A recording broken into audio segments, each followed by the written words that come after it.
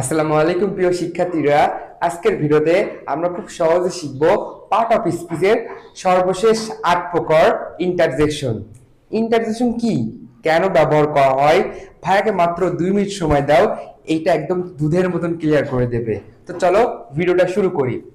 Interjection যে সকল word মনের আকস্মিক ভাব, আবেগ, সুখ, দুঃখ, হাসি, আনন্দ, ঘৃণা ইত্যাদি প্রকাশ করে তাকে কি বলা হয় বলতো? ইন্টারজেকশন বলা হয়। কি বলা হয়? ইন্টারজেকশন বলা হয়। যে সকল ওয়ার্ড মনের আকস্মিক ভাব, আবেগ, সুখ, দুঃখ, হাসি, আনন্দ, ঘৃণা ইত্যাদি প্রকাশ করে তাকে কি বলা হয় বলতো? ইন্টারজেকশন বলা হয়। ক্লিয়ার? যেমন 1 নম্বরে দেখো, hurray we won the match. Hurray we won the match, এটার বাংলা কি? এ আমরা ম্যাচ জিতেছি। এই যে এ বলে আমরা বাংলাতে, ব্রিটিশরা এটা বলে হুররে। কি বলে বলতো? Hurray we won the match, we won the match.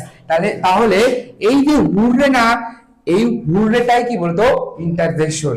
বুঝতে পারছো? যে সকল ওয়ার্ড কি করে বলতো? এখানে কি প্রকাশ পাচ্ছে বলতো? এখানে সুখ প্রকাশ পাচ্ছে না, ম্যাচটা জিতেছে, তারা আনন্দ করছে। দুঃখিত, এখানে আনন্দ প্রকাশ পাইছে। কি প্রকাশ পাইছে? আনন্দ প্রকাশ পেয়েছে, কারণ তারা ম্যাচটা জিতেছে। 2 নম্বর দেখো, else he is a dead. হাই রে সে মারা গেছে। হাই রে সে মারা গেছে। এখানে যে এলসটা না, এই এলসটা কি বলতো? ইন্টারজেকশন। আর ইন্টারজেকশনের পরে সবসময় এই চিহ্ন বসে। এই চিহ্নের নাম কি বলতো? আশ্চর্যবোধক, যেটাকে বলা হয় এক্সক্লেমেশন মার্ক বলা হয়। আচ্ছা, একটা জিনিস খেয়াল করে দেখছো, এইটা আর এক্সক্লেমেশনটা সেম না?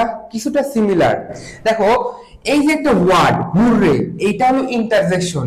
আর যখন পুরো একটা সেন্টেন্স হয়ে যাচ্ছে তখন ওটাকে বলি আমরা এক্সক্লেমেশন সেন্টেন্স। বুঝতে পারছো? তো 2 নম্বর বাক্যে দেখো, এখানে এলসটা, এই এলসটা হলো ইন্টারজেকশন। আর আমি যদি পুরো বাক্য ধরি তাহলে এটা কি বলতো? Exclamation sentence. ক্লিয়ার? দেখো 3 নম্বরে, oh what a beautiful flower. Oh what a beautiful flower. ও কি সুন্দর ফুল, কি সুন্দর ফুল।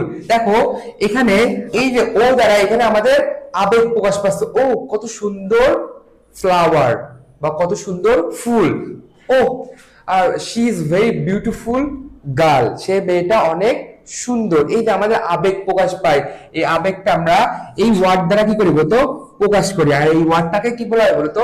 ইন্টারজেকশন বলা হয়। বুঝতে পারছো? দেখো এখানে 2 নম্বরে এলস, এখানে দুঃখ প্রকাশ পাচ্ছে না, else he is dead. Else মানে হাই রে, হাই রে সে মারা গেছে। তাহলে আমাদের এখানে কি বলেছে বলতো? কি প্রকাশ পাইছে? এখানে দুঃখ প্রকাশ পাইছে। কি প্রকাশ পাইছে? দুঃখ প্রকাশ পাইছে। ক্লিয়ার? আশা করি তোমরা বুঝতে পারছো। আলহামদুলিল্লাহ, পার্ট অফ স্পিচ শুরু করেছিলাম নাউন থেকে, আজকে ইন্টারজেকশনে শেষ করলাম। আলহামদুলিল্লাহ, আশা করি তোমরা বুঝতে পারছো প্রত্যেকটা প্রকার। দেখা হচ্ছে কোনো পরবর্তী গ্রামারের ভিডিওতে।